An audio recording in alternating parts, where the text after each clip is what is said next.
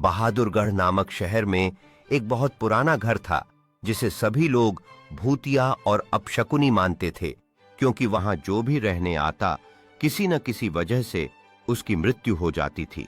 एक दिन विजय नामक व्यक्ति ने वह घर बहुत सस्ते दाम में खरीद लिया और अपने बेटे मोनू के साथ उसमें रहने लगा।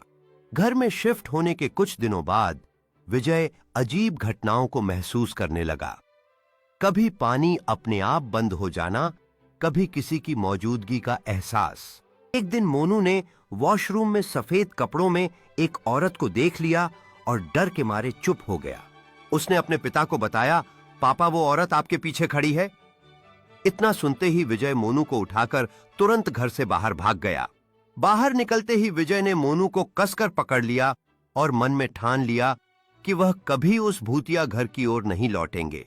भूतिया घर को पीछे छोड़ते हुए विजय और मोनू ने एक नई शुरुआत की ठानी, जहां डर और अंधेरे के साए से मुक्ति मिले।